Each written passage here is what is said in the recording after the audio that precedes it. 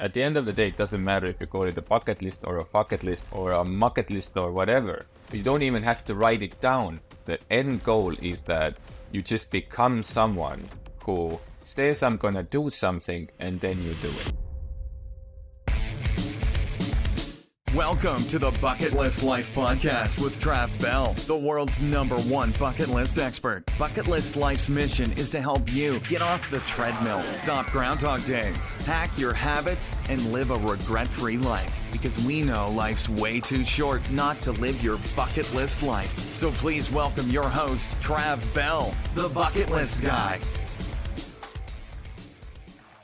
All right. Hey, welcome to another episode of the Bucket List Live podcast. I'm Trav Bell, the Bucket List Guy, your host. Once again, thanks so much for tuning in. And today's guest is Joonas Mengal. Mate, how are you? Hey, nice. Thanks for having me. I am doing great. It's early morning, not early morning anymore in Spain, and I just finished my run, so I'm pumped for the day. Oh, there you go. Whereabouts in Spain are you right now? I'm in Valencia. Just moved here like a month ago. Yes. Oh, wow. And are you like living your bucket list life, just traveling around the world, running, and I see you all over the place, so.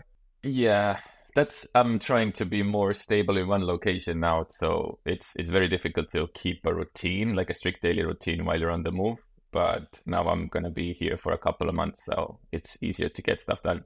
Ah, you're a complete digital nomad. I love that. Where are you originally from? I'm from Estonia. Yeah, it's tiny little country from northeast of Europe. Yep. Look, mate, let's get into it. We share a passion, and that is helping other people do their bucket lists. But you've got a different take on it.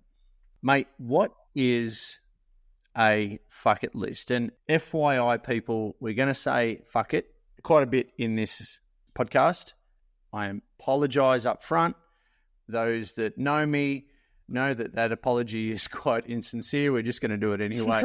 Look, at the end of the day, but if it's any consolation, fuck it is spelled Fucketlist. Dude, what's a fucket list?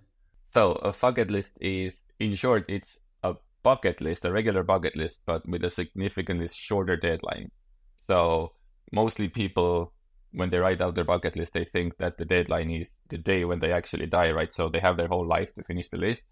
And when I created my bucket list, I was like, I know I'm going to sit on my ass. So I need to switch it up a bit. So I wrote out 100 things and I gave myself 4 years. So it's kind of like I compress it into a very dense time frame. So I have to go after it. And that's why it's called a fucket list. So technically it's not a swear word, because it's fuck it, not fuck it. So even the Instagram algorithm doesn't use it as a swear word. So it's fuck it when you go like, fuck it, I need to get my shit together, flip the table, plus bucket list. Therefore, it's a fucket list, yeah. That's and the hack. It's a new word, exactly. So we can use it freely. There you go. I mean, with and the thing is, it's caught fire as well, because you've got a lot of Instagram followers. We connected through a previous guest, Joel. And I've followed you on social media, and I think it's great. And you're out there obviously doing your list as well, your fucket list. And just dig into the difference between the bucket list and the fucket list. So you say it's a time frame. Now, you've got a community. What do you say in terms of time frames to people? The main thing between the fucket list and the bucket list in my head, obviously, the obvious thing that I kind of say out is the deadline, but there's actually other things. The bucket list has to be written out on paper also. So it has to be on a permanent place where you can't edit. So it can't be on your phone. It can't be on your hidden in a notebook even somewhere in your drawer. It has to be on a big paper, and you have to put it on the wall. So you can't ignore it. Because, that's what I did, and it worked, right? Because if you wake up and you look at that thing every single day when you wake up, go to bed, and it's right there, you can't ignore it. So it reveals the fact, as soon as you half-fast for a week, it's obvious. But if it's written somewhere in a notebook, in a drawer, right, it's almost easy to ignore the list, and then you kind of get distracted from it. So that's another big difference. That is a really interesting idea. So you can't have it, you've got to have it laminated, can't be written in pencil because we've got erasers. It can't be deleted on a phone. I like that. I like that take. And so how have you made yours permanent? Well, I literally have with a permanent marker on a paper, and I carry the Fucketlist around everywhere. I roll it. It's always in my bag. Wherever I go, it's always with me. And I've actually had a couple of Fucketlisters who wrote it on their wall. So,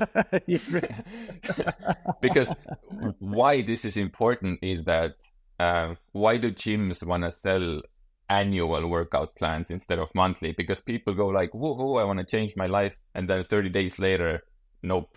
And the problem with the bucket list, or the Fucketlist even, why I turned it into a Fucketlist is that people want to change stuff all the time, and they don't keep their word to it. And 3 months later, they're like, I'm not sure if this should be on the list. I want to add something. I want to take something away. And then what you end up with is that they're more focused on what to change. So I always say, don't change your Fucketlist, change yourself.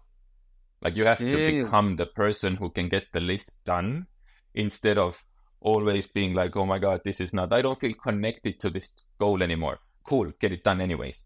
So it's about keeping your word to yourself. And what do you say to people who go, well, I want some really expensive, time-consuming things to be on my Fucketlist? You know, I live in Australia, or I live in the US, I live in Estonia, I live in Spain, or whatever, and I live in Spain and I really want to go to Australia, you know, for instance. Now, that's not a cheap trip. Depends who you are, of course, and depends on how you do it.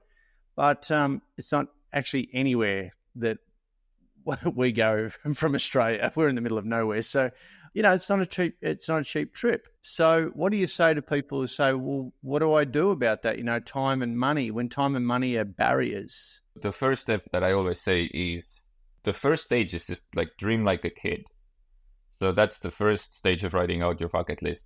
And it's just allowing yourself to think about the goals without actually judging what you write out. So you don't write out the bucket list immediately. You write out the draft.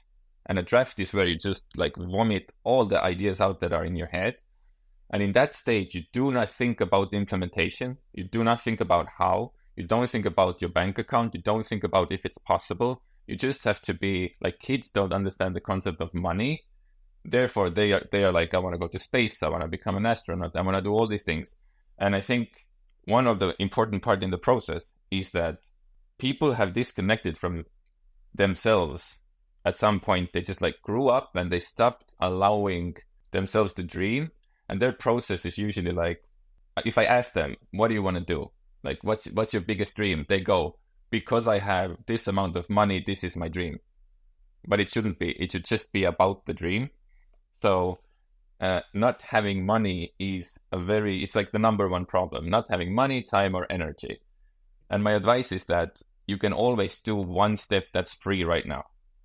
If you want to go to Bali for a month, but you don't have the money, you can always start training backpacker mindset in your hometown. I literally tell people to go stay in a traveler hostel in your hometown.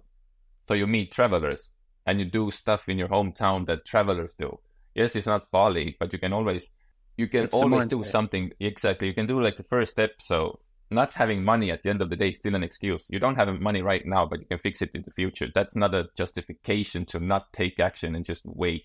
Yeah, rather than have Machu Picchu on your bucket list, which is, you know, again, expensive in a different part of the world, maybe miles away, depends on where you're hearing this from. Like, you can have Machu Picchu. You can write whatever on your bucket list. I've always said, be a tourist in your own hometown first. And I said a lot of that during the pandemic is about, you know, what are you doing this weekend?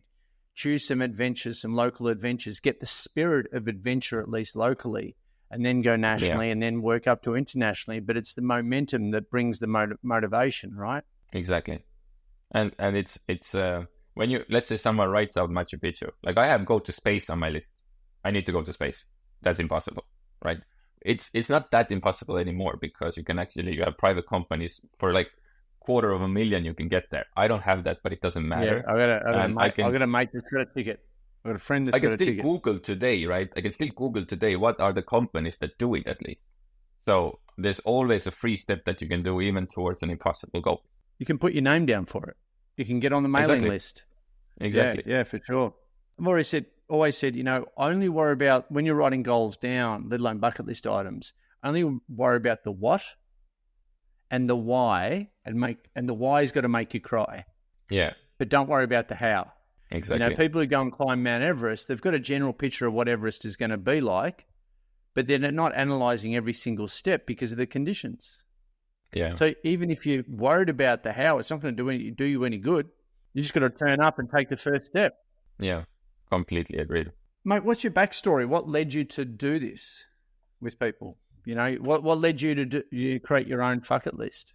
I had to help myself first. That was the thing. I was in shit, so I had to get my shit together, and I wasn't in a good place in my life. I kind of destroyed my health. Actually, it was during the pandemic, but during the pandemic, I was in Mexico, so Mexico didn't have the pandemic, legally speaking. It was everything that was fun was happening in Mexico. They had the cure. They had the cure to the pandemic. Yeah, so they were like the only. It was like if all the shops were closed, Mexico was the store that was open all the time, and they let everyone in. I love it. So I kind of got into this party lifestyle, travel lifestyle, fucked up my sleep, fucked up my health, fucked up my diet, everything, and then obviously got COVID a couple of times, and then eventually I came back to Europe. I managed to get Lyme disease. I went to the forest and got a tick, and then obviously because my immune system was destroyed. Then I got nerve damage in my foot because of the limes. And yeah, I was 31 at the time, and I was kind of like, this is not going to end well. If this keeps going another 2-3 years, I'm going to just completely, destroy myself. And that was the fuck it mode, right? When I went like, poof, something needs to change. And I knew that it can't be like a self-help book. It can't be someone else being like, hey, Joonas, you can do this. It has to. It's like it's my life, so it's 100% on me. Yeah, I just got this idea. I'll just write out, because I wrote out my bucket list when I was 18 or 19, and it was the same thing. It was somewhere in a drawer for a long time. Some things accidentally got stuff. I got done, but I was like, I need something like that, but I need to like not allow myself to ignore it this time. And that's when the Fucketlist idea came into existence. And then I wrote it out, set the 4-year deadline, because there was something so scary about going all in with your own life. And compressing time. Like the bucket list has got maybe a negative connotation around it, as in there was a movie about 2 guys that get given a cancer diagnosis, and then they wrote a bucket list on the back of a diagnosis. And that's why people think of maybe, bucket lists scare them a fair bit. And that's why I say it's a shit movie. And I've based my whole career on it because, I'm sure you're joining this, but we want to wake people up before they get given a use by date, right? Yeah, that's it. That's the kind of end goal. Yeah. So what you're kind of doing, I guess, is, you're like, all right, well, act as if I'm going to be dead in 4 years. Let's go. I've got 4 years to have a crack at this. Kinda, yeah. Because people have this weird answer sometimes when I speak to them, and they're like, I don't know what I want, or I don't like to think about death, or I can't write out 100 things, or all these excuses. But then it's like, if you ask yourself, like truly just pause for like 5 minutes, do you know at least like 3 or 4 things that have been in your head for the past 10 years and you haven't done it and it hasn't disappeared? If it's been there for 10 years, what are the chances that it's going to be there for the next 5 and the next 5 and the next 5? And it's going to be a regret if they don't Exactly. do something about it. It's that itch that they haven't scratched, right? Exactly. And I think that's why it's so scary to write out your goals, because for most people, a bucket list is a list of regrets. At the end of their life, if you don't, it's only a list of dreams, and it's amazing if you tick those things off. If you don't tick those things off, you're going to be looking at a list of 100 things and you didn't do them, and that makes you feel like shit. And the easiest way to never confront that is to never write anything out. Yeah, and through my coaching, and I'm sure you have seen this in your world as well, a lot of people don't write goals let alone bucket list items, through because of fear of disappointment, fear of failure. Yeah. So what do you say to that? Well, get on with it. I think it's very poisonous to try to give someone a worldview where they claim that there's a way of going through life without failing at things. It's lunacy. Like, there is no person who has ever achieved anything in life. There's always a balance. Greatness comes from something that was overcome, right? So, I don't know, even in nature, child is being born, but the mother goes through hell, right? Life is valuable because of death, right? So there's always a balance. We appreciate light because we have darkness, and you if there was no hate, you wouldn't appreciate love. So there is this balance, and I think if someone tells someone that you can go through life and like become something by avoiding failure, that is not a good strategy, and I think it makes you weak, and then if you're weak, life becomes very, very hard, and then you blame life instead of taking responsibility. That's a really good point. Pleasure and pain, risk and reward. We live in a world of opposites, don't we? Exactly. So I guess, the take home here, viewers and watchers to this episode, that's a really important point.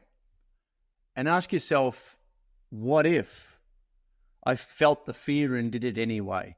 What if I risked, put myself out there, from doing my first 5 kilometer run to doing the first public speech, which is everyone's fear, through to, what's going to be the reward? And I think rather we get so caught up on the disappointment, on what if I don't win? What if I do this thing and I fail?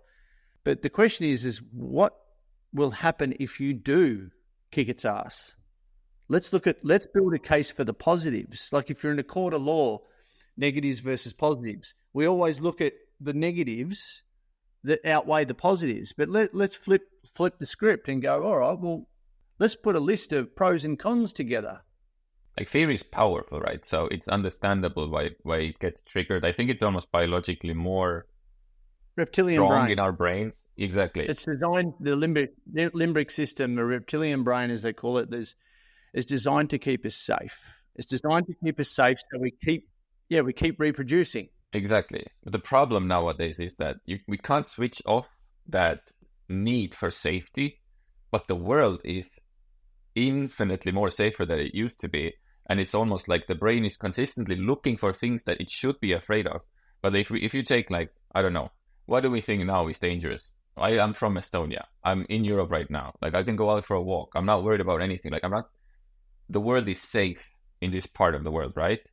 But my brain is still actively looking for fear because that's its job for survival. And I think that's why we have like a boom of phobias and everything, because the brain cannot switch off. We have a phobia for phobias. So people who are afraid that they're going to get a phobia.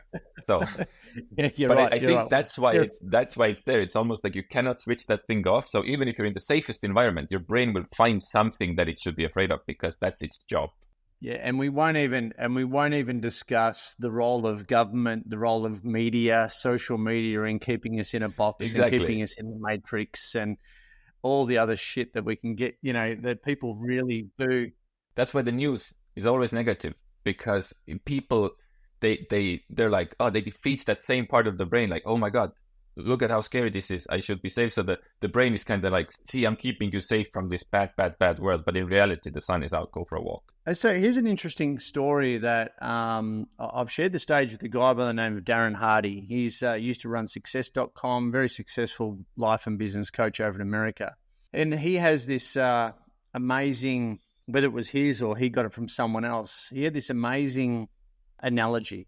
Imagine that your kid is sitting in the living room of your house in front of the TV, and there was a knock at the door. Or the kid's just in the house. Sorry, not in front of a TV. I've got to remember the story. Your kid's in the house, there's a knock on the door, and it's a stranger, and you let that stranger in, and they sit in front of your kid or stand in front of your kid and just talk about hate, crime, terrorism, salacious headlines, gossip, mental health and how the wrong, war and the planet burning and all the rest of it. Yeah. Mate, you'd kick him out of your house. Immediately. But yet that stranger is a meter away from us. In fact, there's 6 screens around the average person on a day-to-day basis. How are we meant to win that fight? I got into reading about addiction at some point, and my question wasn't if I would ask before from people like, are you addicted to something? Now I just ask, what are you addicted to? Everyone's addicted to something. The question is, are they aware of it? And I think we have this crazy boom of everyone's addicted to their phone. Like, if you have a phone that is a smartphone, you cannot control that device fully disciplined. Maybe you can minimize it or whatever. You're kidding yourself if you say you can. Exactly. And the problem is that I always use this example that if you put 100 crazy people in the room, nobody knows that anyone's crazy because that's normal, right? Crazy is the normal. And we are right now living in society where everyone has a phone. 7-year-olds have a phone. And the parents, right? It's if a stranger walks into the house and says something, it's almost obvious you throw them out. But if the kid uses a phone and the parent uses the phone, the crazy is normalized, so nobody says anything because people protect their addiction in a way that even if it harms them or the people around them. And that's the definition of addiction. So a parent they will actually enable addiction where they live. So the parent will give as a present a phone to their kid so their addiction can go on. The right thing to do is fucking throw out the phone instead of paying it forward to your kid. Dude, like there's some countries in the world. There was Vanuatu, and then it was Bhutan. And on the happiness index, there's actually a happiness index of countries. And these people don't have as many devices yet. As a result, they are some of the happiest people on earth. And also that saying of no choices, no problems. It's definitely true. If they're just concentrating on the simple pleasures of life, of feeding their family and shelter and, working hard and looking after each other and, the news travels in the community, no choice, no problem. It's really interesting.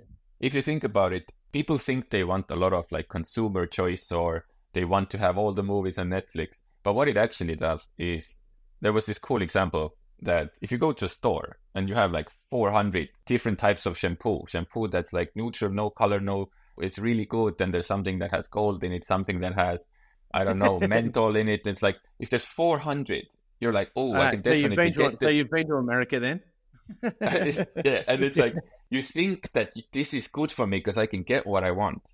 But by math, it's 1 out of 400 that you ace it. So what you will spend more time on the decision, and the likelihood that you will be disappointed is actually literally 99.99%. It's crazy. I remember going into It's the same thing in Netflix, right? Yeah. That's a little bit harsh on Netflix. I've got a bit of it's an addiction. I'll admit. I just watched that baby reindeer, and that's scary. That's full on. Anyway, I digress.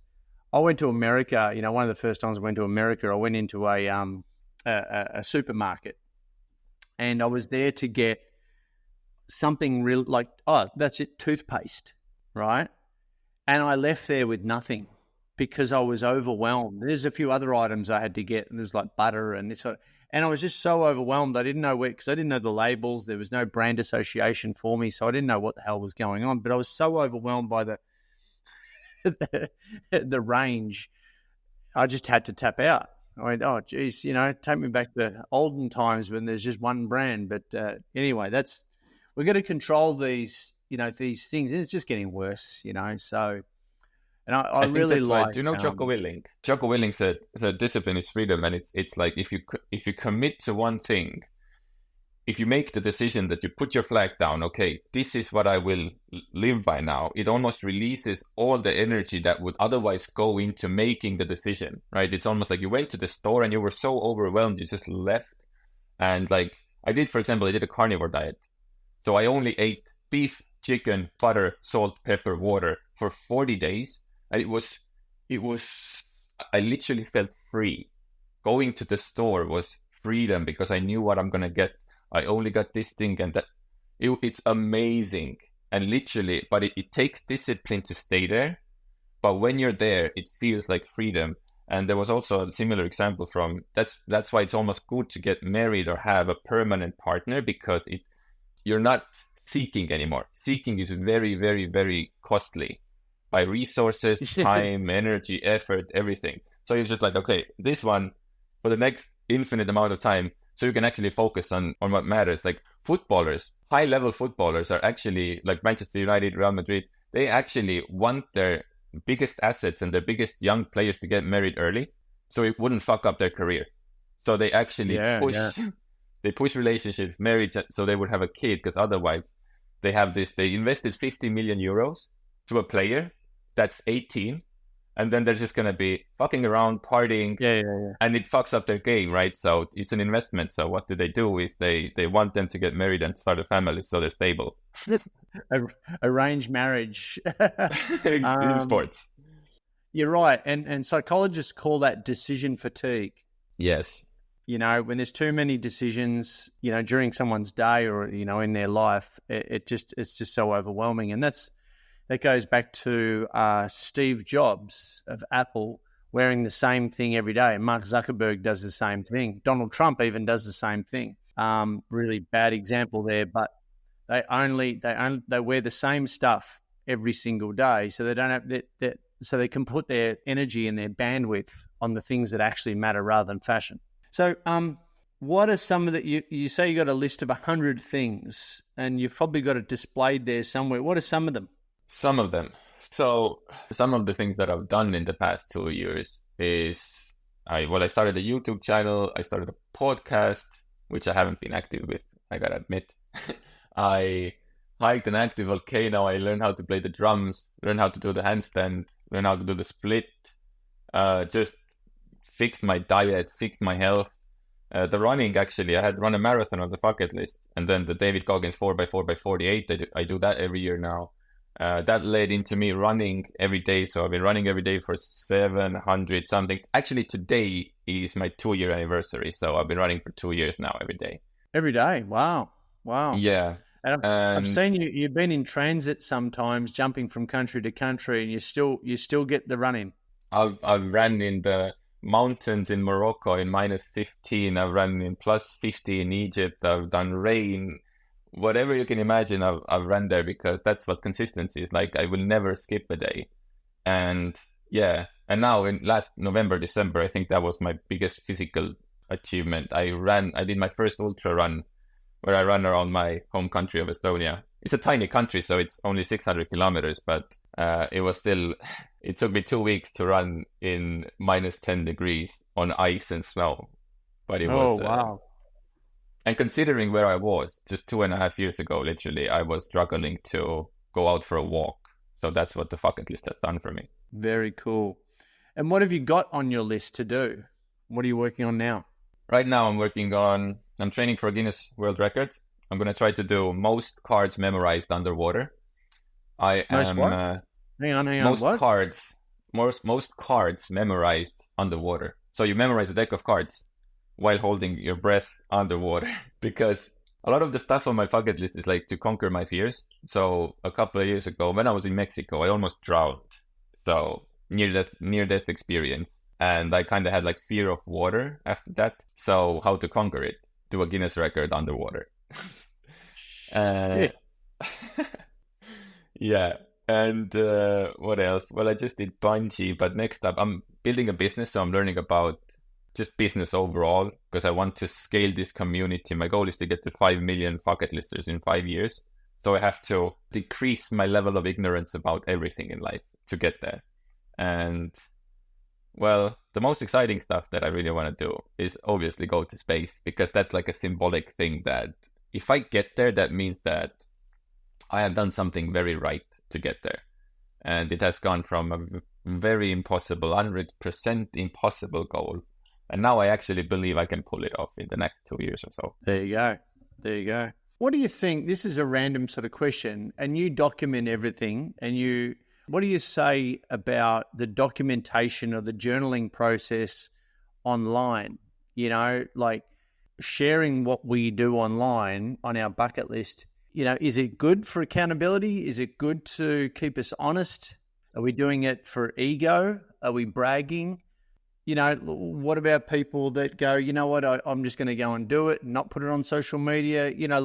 What's the role of social media? I'm always wondering about this just for myself, let alone everyone else. I think there's definitely a risk factor there, because when you do start to get known, and you are a human being, so it's kind of like I don't lie to myself that it's gonna influence me, but I really try to. I've been aware of it since the beginning, and I do daily humility training. My daily humility training is that every day I go for a run, I pick up trash from the ground, and doesn't matter where I get, I will be picking up trash. There's something about it. When I started, my mind was like, but it's other people's trash. Why you? It's not your obligation to do it. And that's like a very small symbolic thing that... Very stoicism. It doesn't, right? Exactly. It doesn't matter where I get, I'll be picking up other people's garbage because that's the right thing to do. That's cool, man. I like that. And I also have this idea with Instagram that I will never... Instagram has to reflect my real life. As soon as I need to start coming up with content like, oh, what will I post today? Or like, what's gonna engage the audience? But if I say people that they work out and do these things and run, but I don't do it, then I'm a liar. So for me, being like authentic is very important. So I don't think it's a bad thing. It comes with its risks, but I just see it as a way to reach people, because Instagram used to be very bad for me because I was in a bad place in my life. So Instagram connected me with a bunch of people that kept me there. And now, since I'm healthy, sober, running, doing sports and that stuff, it's connecting me with the right kind of people. So your followers, your likes and your love hearts and comments and shares are supporting rather than the opposite. Yeah, exactly. That's cool. And so would you say social media's role in bucket listing is more about journaling? Because that's how I put it. I say it's more about just, forget, if people buy into the journey, then cool. But, take people along on the journey. And by showing what you're doing, what's and all, the ups and downs, you're actually inspiring people, because you're not like, look at me, I'm perfect. And whoever wants to buy, follow you on that journey, then cool. Yeah. Right. But it's a good difference. journaling. It's a big difference if you make how-to content or if you make how I content. So I make how I content. I don't say how to fix your sleep, how to run every day, blah, blah, blah. I just do it and I show it. So it's that's what people want, because that means that whatever I say comes from something I've already done. And actually, like I didn't have Instagram before I was 26. I didn't like Instagram. I at some point I was traveling and I started posting, and even then I kind of didn't like it. And when I got my shit together, the first thing that I did, I signed a contract with myself, was to cut out social media for 40 days. Because I know it's rubbish, right? There's nothing good. All the distractions will find you, right? And it was day number 123. So 123 days where I had been running already. I had the discipline, I had the consistency, I had the strength. I knew that if I get back on social media right now, I'll just start sharing my journey. But now I'm strong enough to stay away from the bullshit. So I wouldn't actually recommend, if you're weak, stay away from social media. Like, you don't need to share your story from day one. Because here's the thing. I saw this guy who had this massive, he read David Goggins and he had this massive, amazing transformation. And he just eventually came on social media, posted one photo, before and after photo, and took off, right? He didn't post anything about the journey. And I kind of did the same in the beginning. I didn't go like day one of running every day. I just did the hard work first. And then I let people know I have been doing this already for 123 days. And that it's the same impact. And I think it actually helps you get the result faster because you're not distracted by sharing the story. Like go all in with the story first and then share it, like in retrospect almost. Yeah, right. Interesting. Yeah, I like that. How I versus what? How to. Yeah. So how-to videos are always in people, it's opinion videos. How I is experience videos. And people love that stuff. Yep. So in your Fucketlist community, which you're building, what are some of your wins inside that community that other people have done around you? Well, starting off with my parents wrote out their bucket list. That was my big mission. I moved back home last year to get my parents to get their shit together and just be a bit healthier because my dad had some health complications. So they're doing yoga every day. They started learning English every day.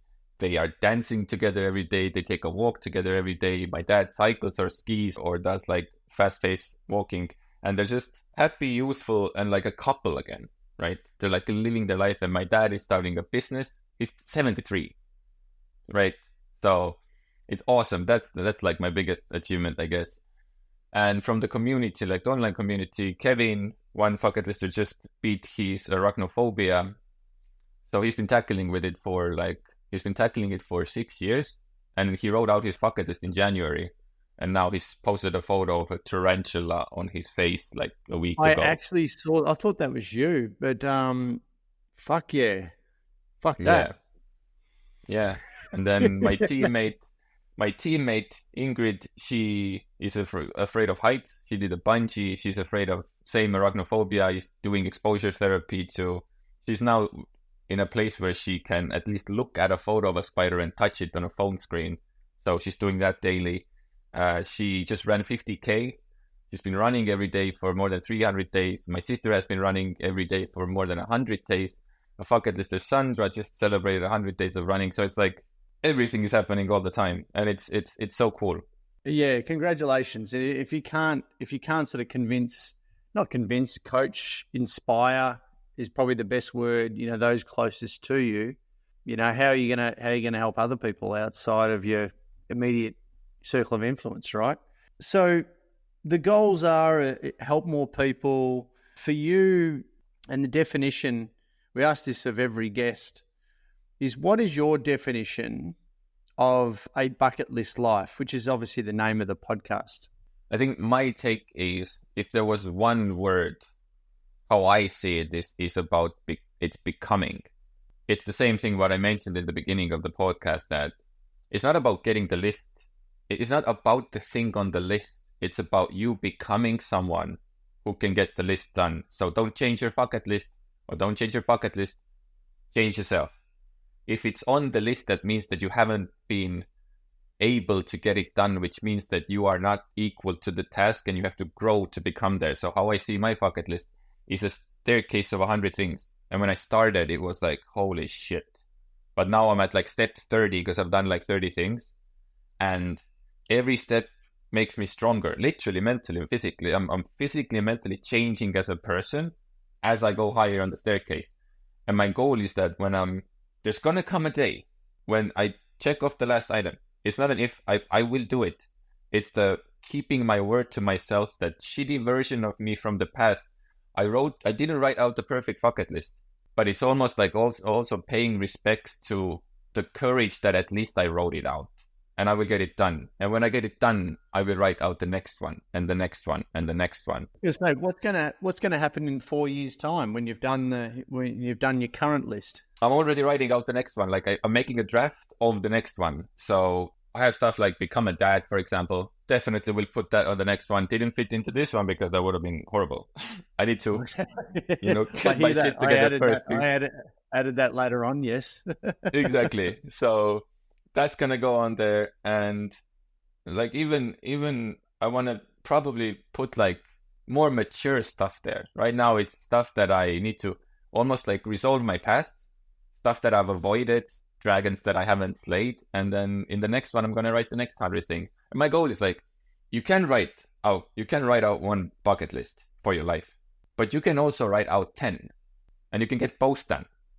It's just that getting 10 stuff takes more sacrifice. It's gonna be more intense.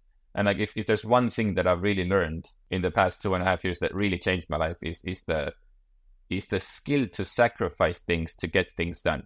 Like, let go of the bad people, the bad habits, even the good people and the good habits sometimes, because you need to get this hyper focus on something and get it done. And that's a very, very valuable Like I used to be a person, I couldn't even say no to a beer.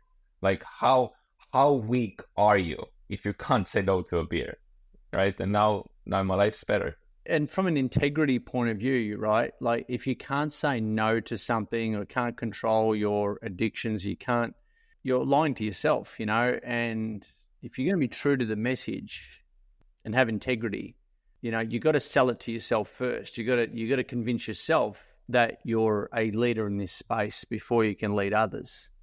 Exactly.